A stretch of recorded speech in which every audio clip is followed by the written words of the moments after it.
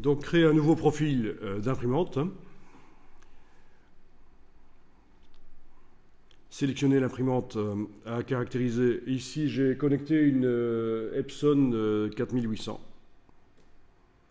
Alors, c'est une imprimante déjà haut de gamme, mais ce n'est pas vraiment une imprimante professionnelle. Alors, la différence avec les imprimantes professionnelles, les drivers, les pilotes, permettent de désactiver complètement la calibration, en fait. Alors, à mon avis, celle-ci pas. On va voir. On va voir. Et en fait, c'est ce qu'il faut. Il faut qu'on puisse désactiver complètement la calibration automatique de l'imprimante dans le driver pour pouvoir vraiment aller mesurer comment fonctionne l'imprimante réellement en brut, sans qu'il y ait une amélioration des images automatiques. Alors, pour les imprimantes, il y a plein de profils qu'on peut faire, puisque pour chaque type de papier, ça modifie le comportement de l'imprimante. Et je vais ici donner le nom, c'est de l'Epson Glossy. Voilà, c'est du papier photo Glossy que j'ai mis dans l'imprimante. Je vais faire le profil pour ce papier-là, pour commencer. Si vous avez une question à n'importe quel moment, vous le dites, hein, n'hésitez pas. Ok, je vais cliquer donc sur Imprimer. Alors, ils disent bien, petit conseil, configurer le bon type de papier et la résolution d'impression désirée dans les boîtes de dialogue du pilote d'impression. Donc ça, il va falloir que je note. Dans la boîte de pilote d'impression, il faudra que j'indique quel est le type de papier que j'utilise, Glossy. Il faudra que je dise quelle est la résolution d'impression que je souhaite. Est-ce que c'est du impression fine ou impression rapide? Voilà. Et ça, chaque fois que je vais utiliser le profil, il faudra évidemment que dans la boîte d'impression, je remette ces paramètres-là. Parce que ça aussi, ça influence le rendu. Ça influence le rendu. Donc, quand je dis qu'on va mesurer en brut ce que donne l'imprimante, il faut quand même que je lui indique à l'imprimante quel type de papier j'utilise. Parce que pour du papier photo, il faut qu'elle amène moins d'encre que sur du papier ordinaire. Sinon, il y a des gouttes qui se forment à la surface du papier photo. C'est du papier qui est pelliculé, qui empêche que l'encre ne rentre dans les fibres et donc il faut amener moins d'encre. On est d'accord. Donc, on va faire tenter de faire une mesure brute sans correction automatique des images avec l'imprimante, mais il faut quand même que j'indique le type de papier et la qualité, la vitesse à laquelle ça doit imprimer, avec quelle finesse. C'est ce qu'ils disent ici. Deuxième point, assurez-vous de désactiver si possible toute option de gestion automatique des couleurs. Bon, c'est ce que je vous disais, hein, si possible, voilà. C'est mieux. Ok.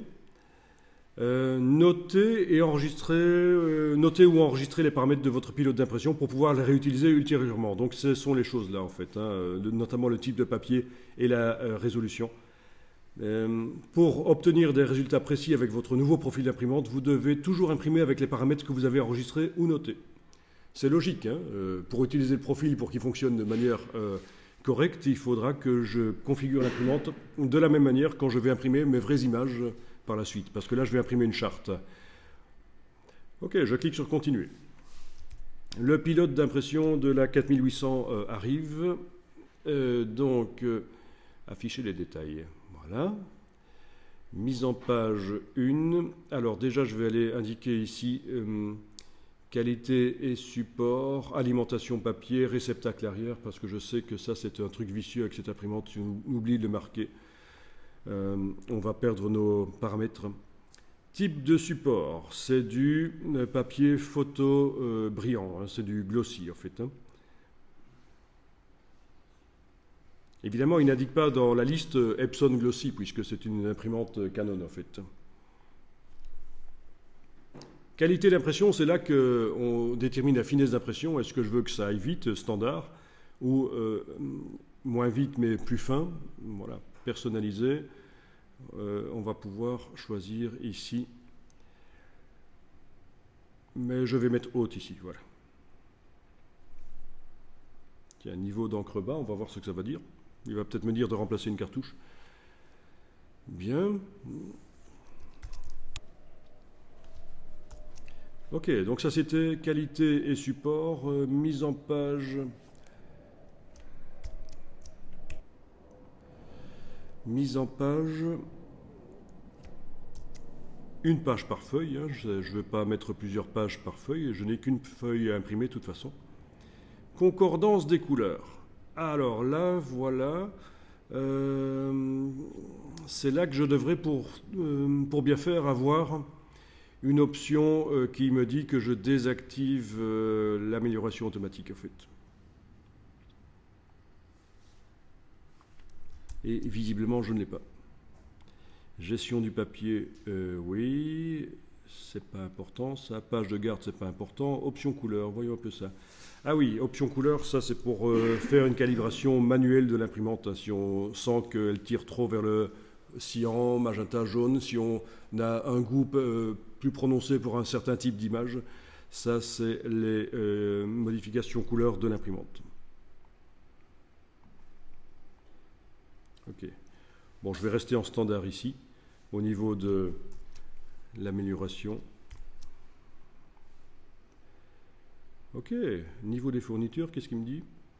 Et du coup, est-ce que ça dispense d'aller chercher le profil ICC du papier Alors, oui, le profil ICC du papier.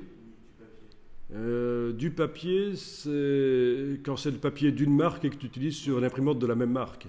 Là, ça peut marcher, oui. C'est ce qu'on appelle le profil générique, mais le papier Epson sur une imprimante Canon, il n'y a pas vraiment de profil pour cette configuration-là. Évidemment, ils n'ont pas prévu.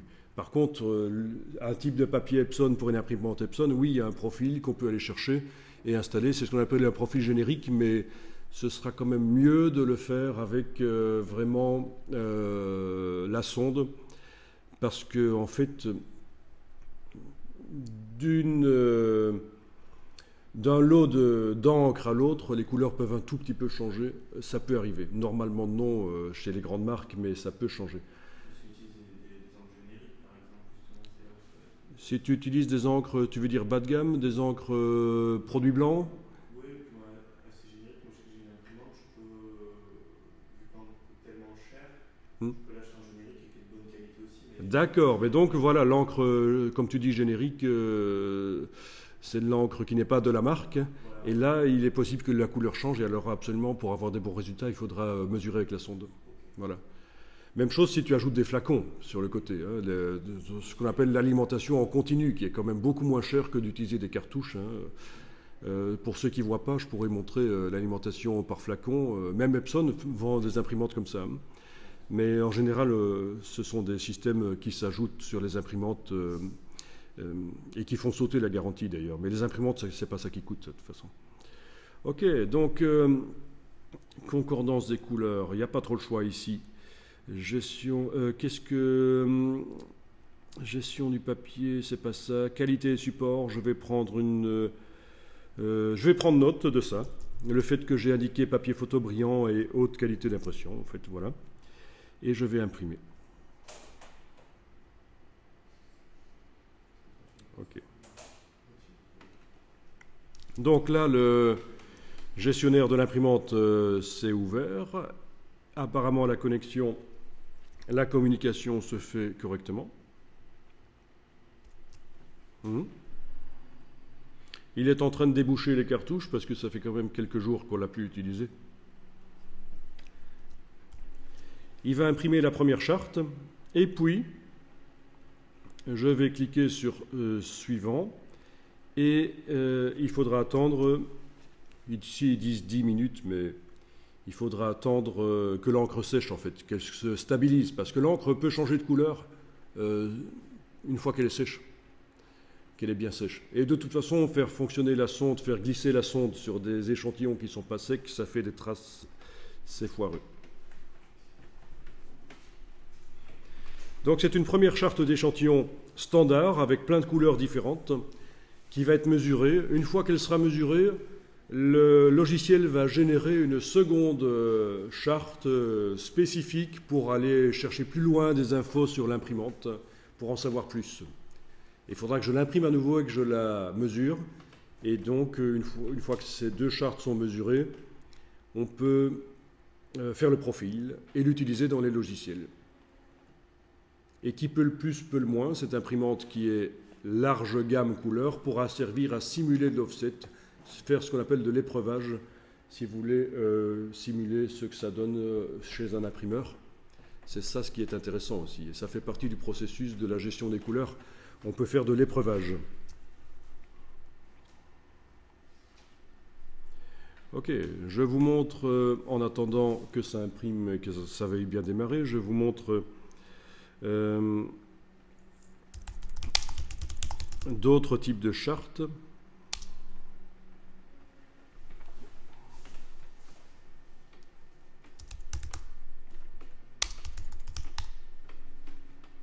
Voilà.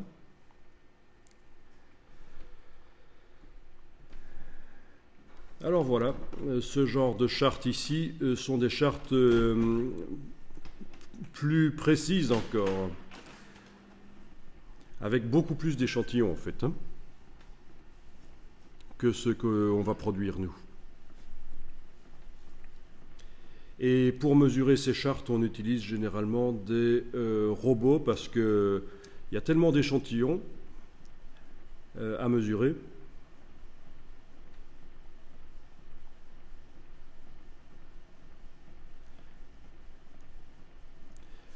Ça, c'est des petits bouquins sur la gestion des couleurs. Il y a tellement d'échantillons à mesurer qu'on utilise un bras robotisé, en fait, hein. La sonde va être mise sur un bras.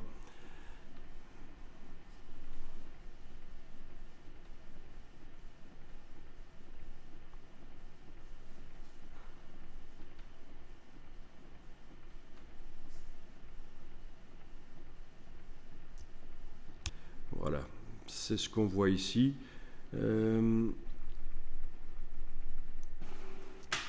Un bras robotisé qui bouge tout seul et qui va mesurer les échantillons. Ça, c'est un type de bras. Il y en a d'autres. J'aimerais le voir en plus grand. Je le vois là, mais j'aimerais le voir en plus grand. Ouais, sinon, il y a aussi un système manuel où on fait manuellement bouger la sonde sur une réglette en plastique. On mesure les échantillons par ligne. C'est quand même plus rapide que de cliquer sur chaque échantillon, en fait, hein.